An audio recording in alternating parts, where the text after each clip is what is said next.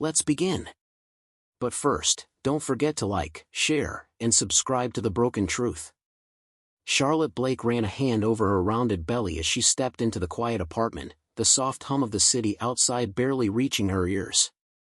She was 8 months pregnant, and every movement reminded her of the life growing inside her, a life that made her feel both fragile and fiercely protective. Today had been exhausting, filled with prenatal appointments and last-minute preparations for the nursery. Yet she had returned home with a sense of anticipation, hoping that tonight, perhaps, she could feel a sense of calm and connection with her husband. Charlotte had always wanted their home to be a sanctuary, a place where she could feel safe as she navigated the final weeks of her pregnancy, but lately, that sense of peace had been increasingly elusive. Victor Langford, her husband, sat in the living room, his posture rigid, eyes fixed on his phone. His sharp features were set in a mask of impatience, and the subtle lines of irritation on his forehead were impossible to ignore. Charlotte approached hesitantly, hoping to catch his attention, to share a small smile or a word of comfort, but Victor barely looked up. The air between them was thick with unspoken tension. She had noticed his growing irritability over the past months, the way he dismissed her suggestions or reacted sharply to minor inconveniences. It was subtle at first, almost imperceptible, but Charlotte could feel the shift. She had once believed that love could smooth over these rough edges, that understanding and patience would prevail, but now she felt a knot of unease twisting deep within her. As she set down her bag, Charlotte felt a flutter of anxiety in her chest, her mind racing through 1,000 possibilities. She reminded herself to breathe, to focus on the baby, to maintain composure, yet every glance at Victor's tense expression made her pulse quicken.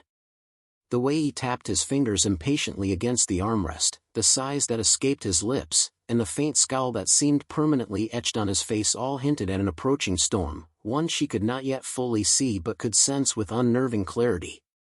Charlotte's thoughts drifted to the future, to the life growing inside her, and to the precarious balance of her marriage. She hoped for reassurance, for a gentle word or a touch, yet beneath the surface, fear lingered like a shadow.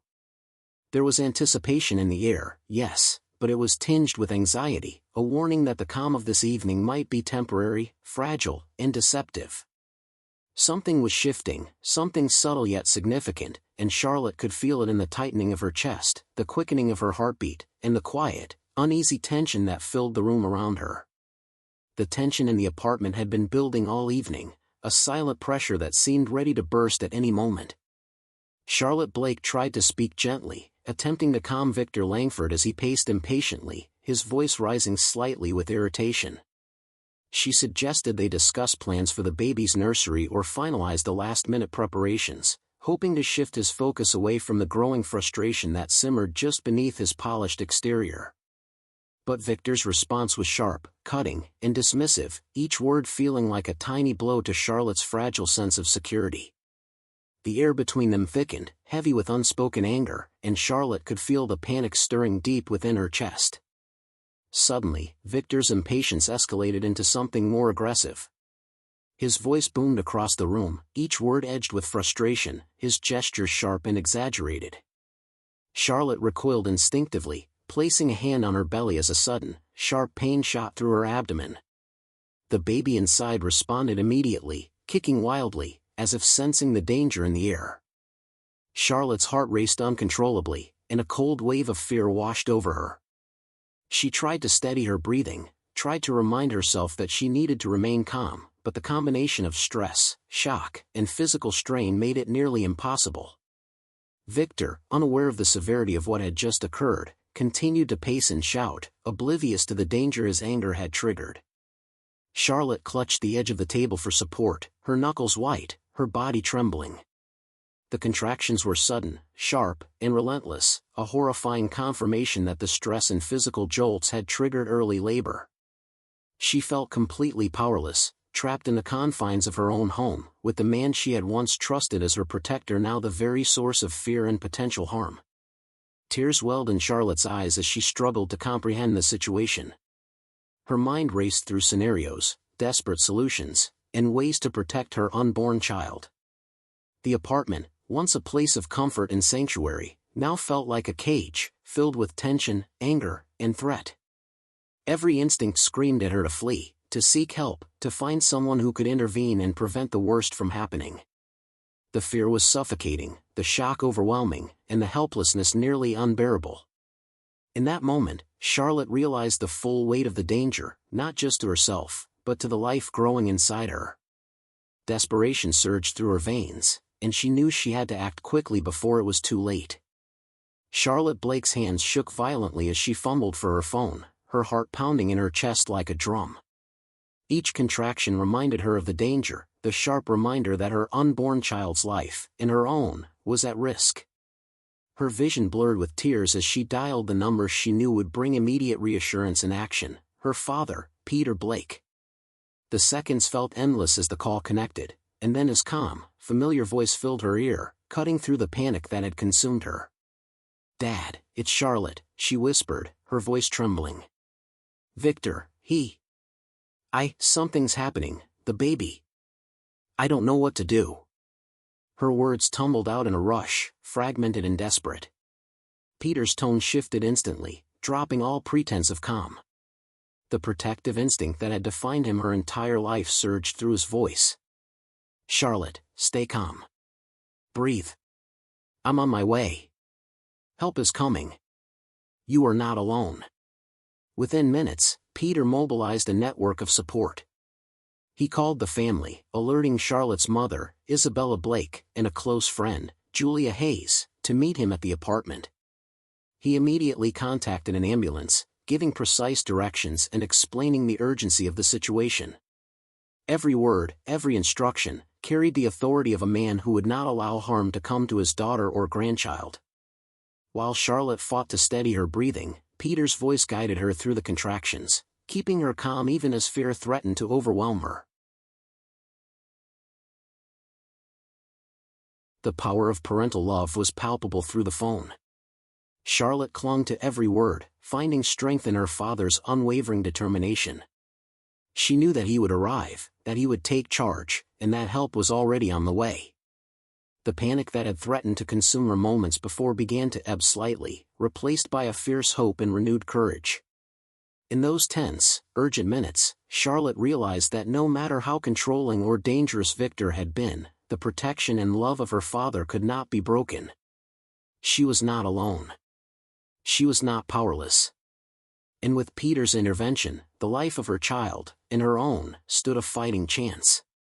The sound of tires skidding lightly on the wet pavement signaled Peter Blake's arrival, and Charlotte Blake felt a surge of relief so intense it almost brought her to tears. Peter stepped out of his car, his expression a mixture of concern, determination, and controlled urgency. Without a word wasted, he rushed to her side, carefully supporting her as she staggered toward the car. His hands were steady, reassuring, and strong, anchoring her in the chaos that had consumed the apartment just minutes before. Charlotte's breathing was rapid, shallow with pain, and Peter's calm presence helped her find a small measure of control amid the panic. Victor Langford appeared at the doorway as they were leaving, his face pale and drawn, a mixture of panic and anger flashing across his features. He opened his mouth, perhaps to apologize or manipulate, but the words faltered as Peter's eyes met his.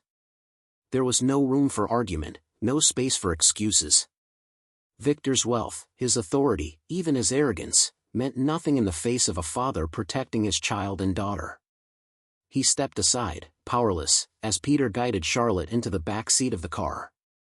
The sight of her, trembling, pale, and gripping her stomach, left him momentarily speechless, a sharp contrast to the commanding figure he so often tried to be.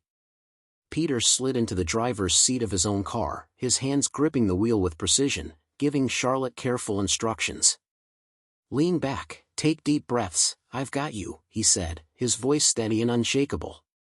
Charlotte clung to him, each word a lifeline, each instruction a beacon of hope in a night filled with fear. As the ambulance raced to the hospital, her father's commanding presence allowed her to focus on what mattered most, surviving the contractions and ensuring the safety of her unborn child. In the midst of the chaos, Charlotte realized something profound. For the first time in weeks, she felt the stirrings of strength, courage, and resolve within herself. She wasn't merely being carried to safety, she was fighting alongside a partner she could trust implicitly. Each contraction she endured became a testament to her endurance, and the car's headlights illuminated a future where she could reclaim control over her life. Victor's absence from the situation was no accident. It symbolized his lack of power, his inability to protect, and, most importantly, the shift that was occurring within Charlotte. She was no longer fragile, no longer dependent on his whims. She was determined, supported, and ready to face whatever came next. Charlotte Blake's world narrowed to a sharp, piercing rhythm of pain as the car doors slid open at the hospital. The sterile smell of antiseptic and the hurried footsteps of medical staff greeted her, but all she could focus on was the relentless tightening in her abdomen. Each contraction gripped her body with an intensity that left her gasping for breath, clutching her swollen belly as if her hands could shield her unborn child from the chaos surrounding them. The nurses and doctors moved with swift precision, guiding her onto a gurney and hooking monitors to track the baby's vital signs. Every instruction they gave was clear, urgent, and necessary, but Charlotte's mind struggled to process them all while waves of pain washed over her in unrelenting succession. Peter Blake stayed close, holding her hand firmly, whispering words of encouragement. "Breathe, Charlotte. You're doing amazing. The baby is safe. I've got you." His presence was grounding, a tether to calm amidst the storm of her body's reactions. Charlotte felt the mix of fear and relief, knowing that her father's intervention had brought her to this point, that she was no longer facing this alone. The contractions intensified, each one a reminder that her child's life could be at risk at any moment. She felt the small, urgent kicks of the baby responding to the stress, and panic threatened to overwhelm her, but Peter's voice and the steady professionalism of the medical staff kept her anchored. Victor Langford, meanwhile, was absent from the immediate care of the woman and child he had endangered. When he did appear, his attempts to intervene were halting, unsure, and ineffective. He hovered awkwardly at the edge of the room, his usual air of control dissolved in the presence of true urgency. Nurses and doctors ignored his protests and questions, redirecting all attention to Charlotte. His wealth and status meant nothing here, every second mattered, and his presence could not change the reality of the moment. The contrast was stark, Peter's decisive action versus Victor's impotent interference, and Charlotte could feel, deep inside, how powerless he truly was. Minutes stretched like hours as Charlotte's body endured the relentless labor. Her fear, desperation, and exhaustion collided in an intense storm of emotion, but beneath it all, a seed of resilience grew. She realized that survival meant focusing not on Victor, not on the chaos, but on each breath, each contraction, and the tiny life fighting alongside her. The tension reached its peak as the medical team prepared for the delivery, and Charlotte, trembling yet unbroken, gritted her teeth and summoned every ounce of strength. The danger was real, the stakes monumental, but she was not alone.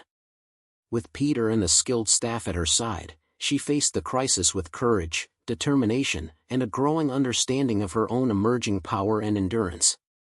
The hospital room buzzed with controlled urgency, but amidst the beeping monitors and hurried footsteps of nurses, Charlotte Blake felt a profound sense of support surrounding her. Peter Blake stayed close, never letting go of her hand, whispering words of reassurance and calm. Julia Hayes, Charlotte's longtime friend, had arrived shortly after, her presence a steadying force. She brought blankets, water, and a quiet confidence that reminded Charlotte she was not alone. The two of them worked in tandem to ensure Charlotte's comfort, adjusting pillows, offering sips of water between contractions, and providing a constant stream of encouragement. Each touch, each word, reinforced that the baby and Charlotte were not at the mercy of Victor Langford's cruelty but protected by a network of love, vigilance, and determination. As Charlotte focused on each breath and contraction, Peter's attention shifted briefly to Victor, who lingered awkwardly at the edge of the room. Victor's face, pale and tight with unease, betrayed his helplessness. He had tried to assert control, to manipulate the situation, but in the sterile, high-stakes environment of the hospital, his wealth and arrogance were meaningless. Peter approached him directly, his tone calm but sharp, commanding attention without raising his voice. "Victor, step back. This isn't about you right now. Charlotte and the baby come first. You have no authority here." The hospital staff's eyes were on him as much as Victor, lending weight to his words. Victor faltered, realizing that the power he had wielded in the home and boardroom evaporated in the face of real responsibility and love. Meanwhile, Charlotte drew strength from the unwavering support around her. Each contraction, though excruciating, became a test she faced not in isolation but with allies who had her back. She realized how much control she had surrendered in the past to Victor's demands and fear, and now, surrounded by family and friends who prioritized her safety, she could reclaim a measure of agency. Her resilience grew with each passing minute, not from endurance alone but from the knowledge that she was being protected by people who truly cared for her and her child. Peter's calm decisiveness, Julia's attentive care, and the medical team's professionalism combined to create a shield of strength and security around Charlotte. Victor's absence and meaningful participation underscored a critical truth: he could neither protect nor influence the situation. Charlotte felt a spark of empowerment, a realization that her life, her safety, and her baby's well-being were no longer dictated by his whims. In the midst of fear and pain, she began to recognize her emerging strength, understanding that she could rely on her allies, trust her instincts, and face the storm with courage, dignity, and determination. Victor Langford sat alone in the sleek, cold office of his lawyer, a tension he had never known before creeping through his chest. The reality of his actions was finally catching up with him. Charlotte Blake's dashcam footage, the medical reports documenting the early labor he had triggered, and witness statements from family and hospital staff were forming a damning record he could not ignore.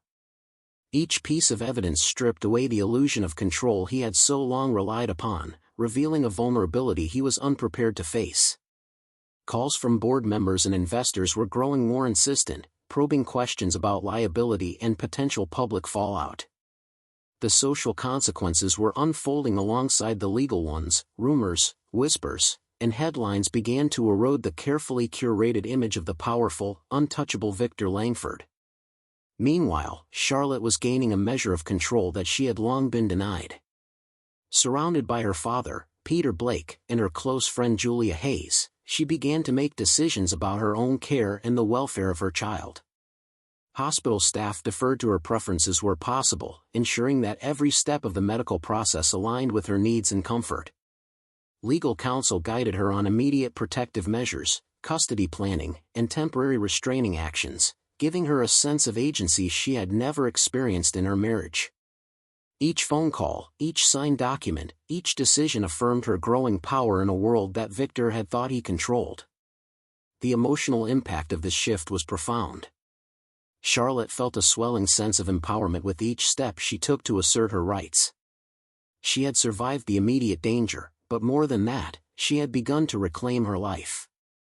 The weight of fear that had dominated her thoughts for months began to lift, replaced by the quiet thrill of justice taking shape. Even as she endured recovery and the physical demands of pregnancy, the knowledge that Victor could no longer dictate her life or manipulate her circumstances brought a deep and stabilizing sense of strength. Victor's social and professional standing began to wobble, signaling that power misused carried consequences. Charlotte could see the first signs of accountability: her father's support, her legal team's guidance, and the recognition that evidence had the power to change outcomes. In those moments, she realized that justice was not just a distant concept, it was tangible, immediate, and within reach. She had survived the storm, and now, for the first time, she could begin to chart a course for herself and her child, secure in the knowledge that wrongdoing could be confronted and corrected. Peter Blake's jaw tightened as he watched Victor Langford pace outside the hospital room, futilely attempting to assert control. The sight of his daughter in distress had ignited a determination that would not be swayed by Victor's wealth, charm, or threats. Peter had spent the past few hours coordinating with lawyers, hospital administrators, and security, ensuring that every measure was in place to protect Charlotte and her unborn child.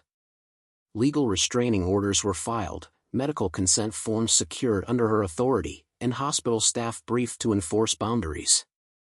Every action was deliberate, precise, and impossible for Victor to circumvent, demonstrating that influence and preparation could outmatch raw money or arrogance. When Peter finally confronted Victor directly, his calm, commanding presence left no room for manipulation. Your wealth cannot buy safety, and your power cannot dictate my daughter's life or the life of her child, he said firmly. Victor's confident posture faltered, his eyes darting around the room as he realized the extent of Peter's preparation. The layers of protection, both legal and familial, were airtight. Peter had not only anticipated Victor's potential moves but had neutralized them before they could even be attempted. Victor's sense of control evaporated, leaving him exposed and vulnerable in a way he had never experienced. Inside the hospital room, Charlotte felt a profound shift. The fear that had gripped her since the incident began to loosen its hold, replaced by a growing sense of confidence. She watched her father take charge, using every resource available to shield her from further harm. The reassurance was palpable: she was safe, empowered, and surrounded by people who had her best interests at heart. Each decision Peter made reinforced that Charlotte no longer needed to fear Victor's whims or unpredictable behavior. Victor's realization was bitter and unmistakable.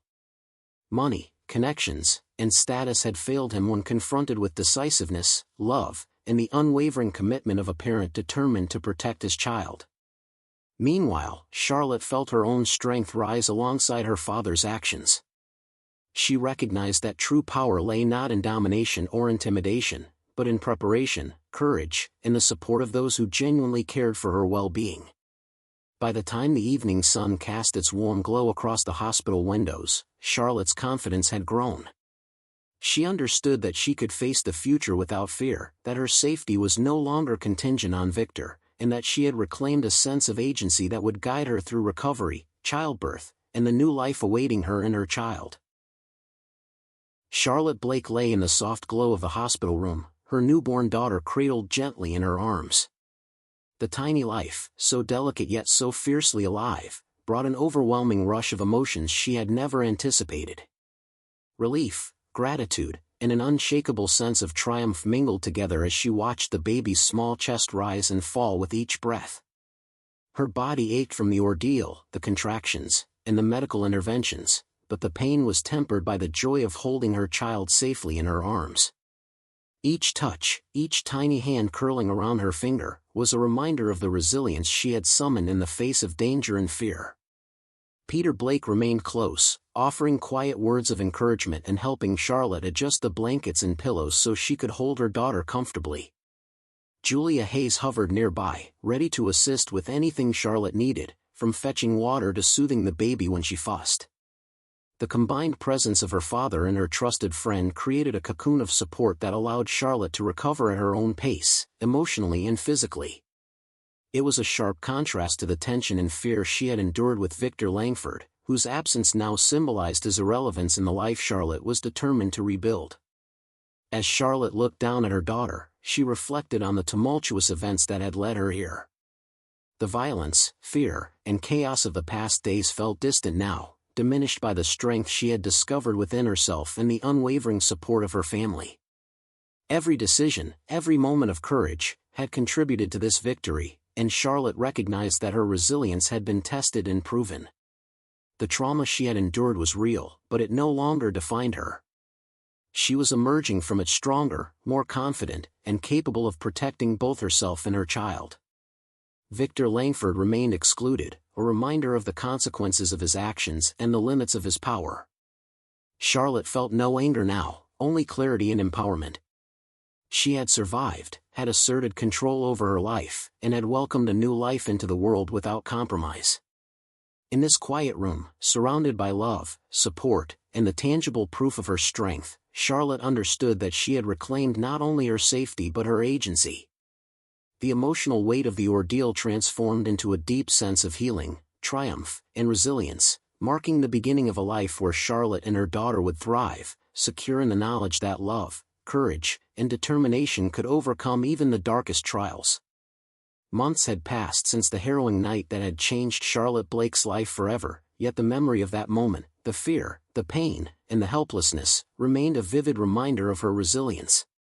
Today, she sat in the sunlight streaming through the windows of her new apartment, her newborn daughter cooing softly in her arms. The space was warm, organized, and filled with the comforting symbols of a life rebuilt on her terms. Charlotte had reclaimed her independence, carefully arranging her days to balance motherhood, work, and self-care. Every choice she made reflected her autonomy, her ability to protect herself and her child, and her determination never to be controlled or threatened again.